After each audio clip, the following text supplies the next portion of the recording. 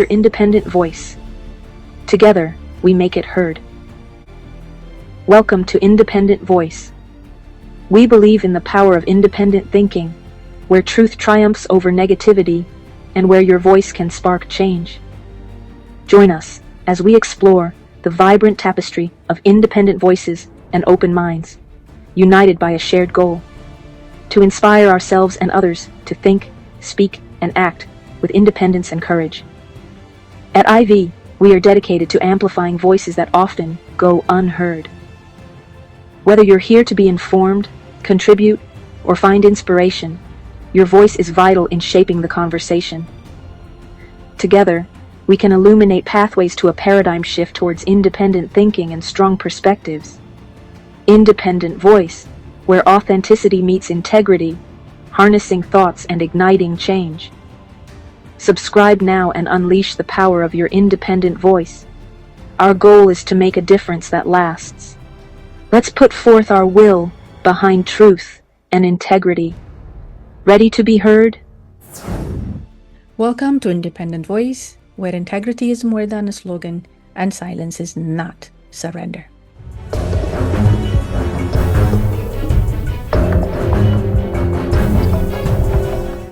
It's a place where untold stories are honored, questions are asked boldly, and the Ethiopian Diaspora steps forward, not just to speak, but to think, reflect, and act with purpose.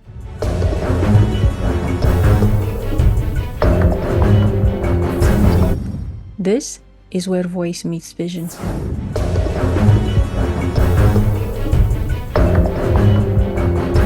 There are quiet voices, and there are loud voices, buzzing across different trenches and echoing for different reasons. Some gather over coffee, others resonate on X, formerly Twitter, in social media forums, and even outside of the Capitol Hill. Ethiopians in the diaspora, especially in the US, have been vocal. For some time now, they've been organizing petitions, calling senators, and even hiring lobbying firms to influence US foreign policy and other decisions that affect the future of Ethiopia. But in our passion to defend Ethiopia or expose what we perceive as injustice, are we unintentionally stepping into a space regulated by law? Are we lobbying? And if so, what does that really mean? Who's allowed to do it? What are the legal and ethical lines we need to know before crossing them?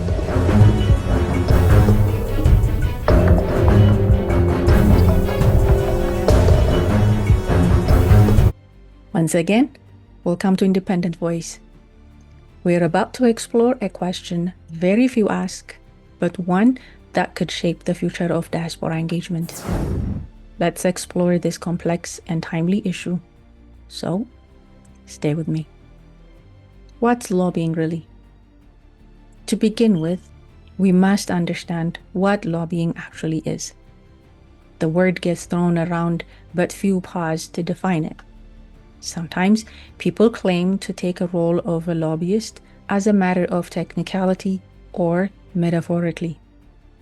Lobbying is a structured attempt to influence specific legislation or government policy by interacting with officials directly or through intermediaries.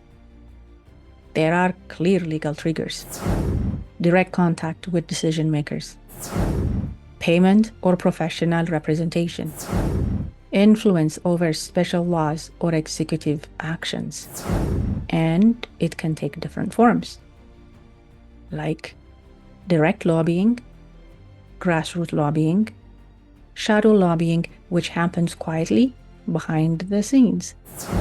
Lobbying isn't always a formal handshake in a senator's office. It can also look like a tweet storm, a viral petition, or even a whisper in a powerful ear. Let's break down what that looks like. Direct lobbying is when an individual or organization directly communicates with lawmakers, their staff, or government officials to influence specific legislation or policies.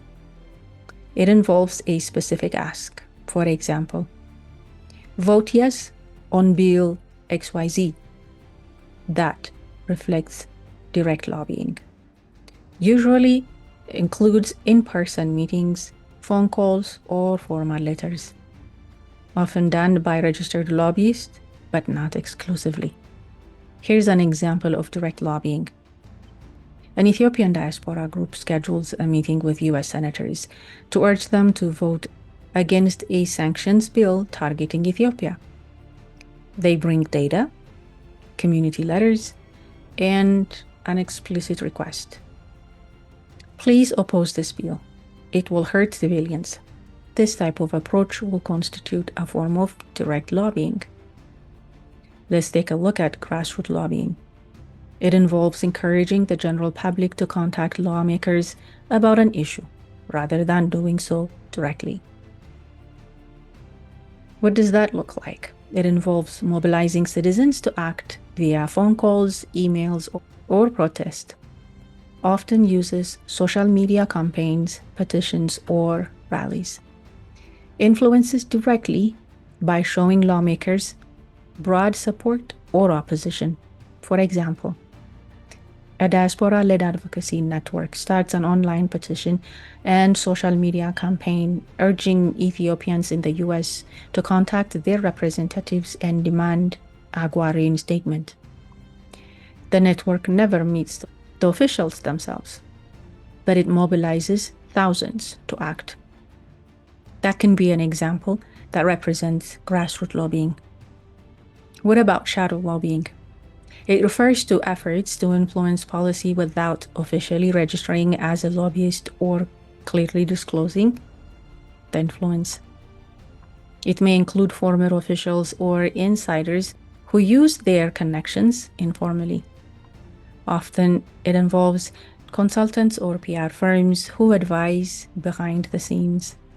This type of lobbying is difficult to track because it tends to operate in a legal gray area.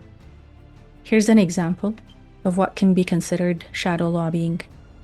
A public relation firm hired by a diaspora-linked businesses writes op-eds, arrange media appearances, and quietly advises politicians without ever registering as lobbyists. They never make direct asks, but shape the narrative behind closed doors. So now that we have a basic definition, the next question is, who exactly can engage in lobbying and under what condition? In the United States, the right to lobby is protected, but it doesn't mean it's unregulated. Anyone can technically lobby, but once certain thresholds are met, legal obligations kick in. What are the legal requirements? You must register under the Lobbying Disclosure Act, LDA, if you're paid to influence lawmakers. If you're working on behalf of a foreign government or party, you're required to register under the Foreign Agent Registration Act.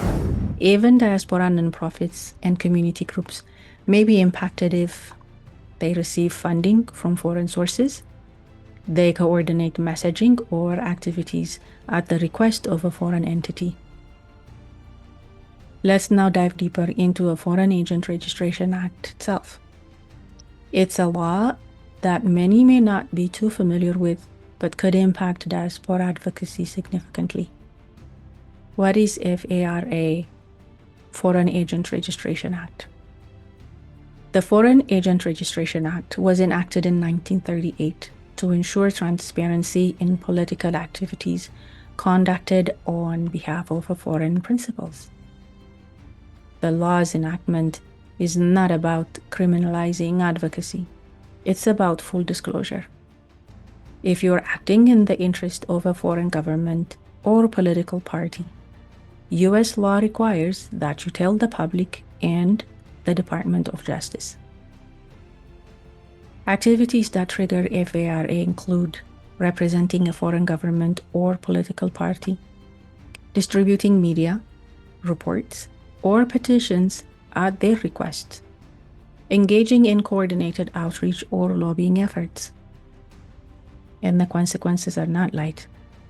Non-compliance or failure to adhere to the regulation could result in penalties, including up to 5 years in prison, civil penalties reaching $250,000, serious reputational damage, even if unintended. So the question for the diaspora leaders and influencers is clear. Are you operating with full awareness, or are you risking more than you realize? Now that we have explored the legal landscape, especially under FARA, it's important to pause and ask, what exactly is the difference between advocacy and lobbying? The distinction matters more than you realize. Advocacy versus lobbying. What is the difference? When people speak up for justice, peace, or reform, they often say they're lobbying for change. But in truth, most of what people are doing is actually advocacy, and there is an important difference. Advocacy is a broad act of promoting a cause or idea. It includes raising awareness, educating the public, organizing protests, sharing opinions on social media, or building supports for general issues. It's about changing hearts, shifting minds, and mobilizing communities. For example, if members of the Ethiopian diaspora organize a peace rally or publish an op-ed calling for reconciliation in Ethiopia, that's advocacy. If they host a panel discussion or launch a public campaign urging unity or justice, that's advocacy too. It's a civic right, and in most countries, it's protected. Lobbying, on the other hand, is more specific and more regulated. Lobbying happens when an individual or group tries to influence legislation or government decisions by communicating directly with lawmakers or officials. It usually involves a specific ask, like urging a senator to vote a certain way on a bill, or asking an agency to adapt or block a regulation. Let's say a diaspora organization hires a lobbying firm in Washington, D.C. to persuade Congress to reinstate Ethiopia into AGOA. That's lobbying. Or if a representative of a diaspora group schedules meetings with lawmakers and says, please support resolution ABCD in favor of Ethiopia, that too is lobbying. The line between the two is very thin, but legally significant. In the United States, advocacy is broadly protected and lightly regulated, but lobbying, particularly if it involves payment or is conducted on behalf of a foreign government, is subject to strict laws under the Lobbying Disclosure Act, LDA, or the Foreign Agent Registration Act, FARA. The bottom line? All lobbying is a form of advocacy, but not all advocacy is lobbying. Understanding the difference isn't just about staying compliant with the law. It's about protecting the credibility and legitimacy of the cause. Let's look at how this all plays out, specifically for the Ethiopian diaspora in the US. The Ethiopian diaspora has a unique position. The Ethiopian diaspora is one of the most engaged and passionate in the world. But with a great voice comes great complexity. When Ethiopians abroad advocate, who do they represent? Is it the Ethiopian people as a whole, or a specific ethnic group, or a political faction? And are they amplifying unity or fueling division? These are hard questions, but if we don't ask them, someone else will on our behalf. Let's move now from identity to legality. How does Ethiopia view diaspora lobbying? Interestingly, Ethiopia doesn't necessarily have detailed legal frameworks guiding diaspora lobbying. But that doesn't mean the government isn't watching. In recent years, officials have raised concerns about unauthorized diaspora voices claiming to represent Ethiopia, especially when their messages contradict the country's official diplomatic efforts. So, while you may speak as an Ethiopian citizen or member of the diaspora, you are not automatically authorized to speak for the country. This matters not only for legal reasons, but also for Ethiopia's image abroad.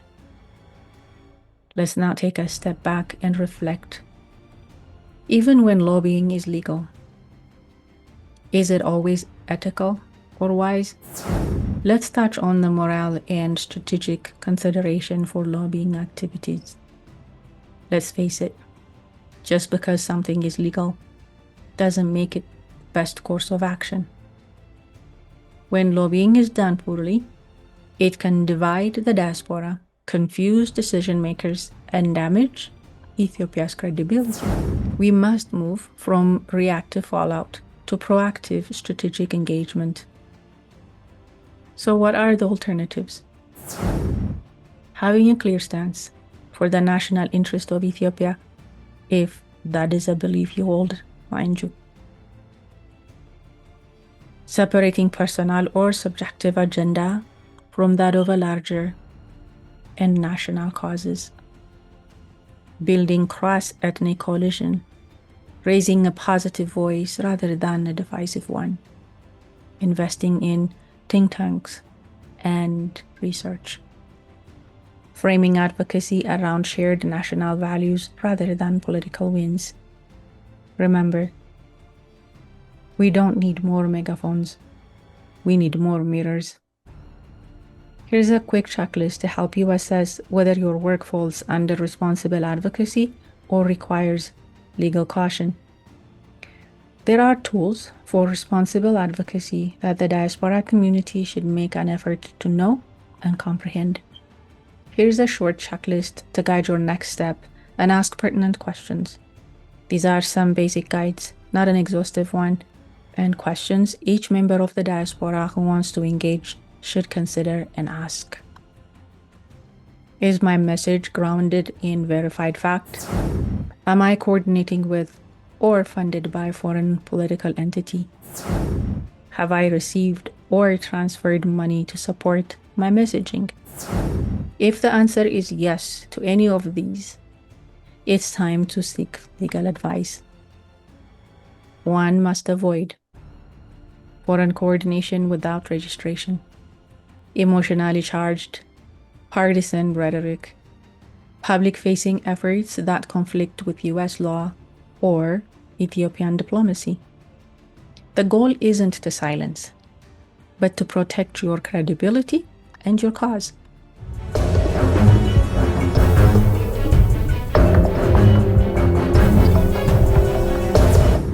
Let's bring it home with a few closing reflections.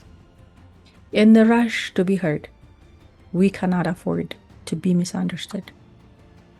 In the effort to influence, we must not become irresponsible. Lobbying, when done lawfully and ethically, can be powerful.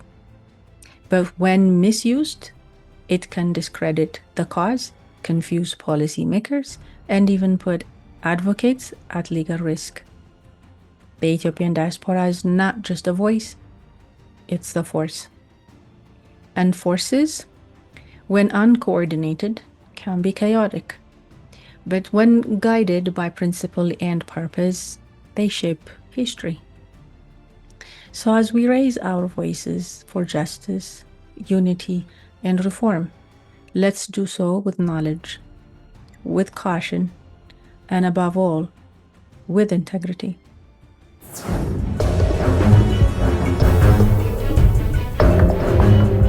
This has been Independent Voice, where we don't just make noise, we make sense. If we want to change the narrative, we must first change how we engage. No matter where we are in the world, our voice matters. Let's speak with conviction, but also with wisdom, legality, and long-term vision. Like, share, and subscribe. And let's raise a voice that echoes with purpose.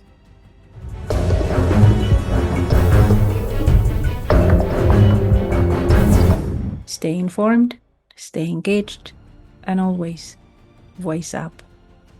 Remember, use your voice to make a difference and never to silence others. This is Independent Voice, and I am Mame. Till next time, don't forget to voice up.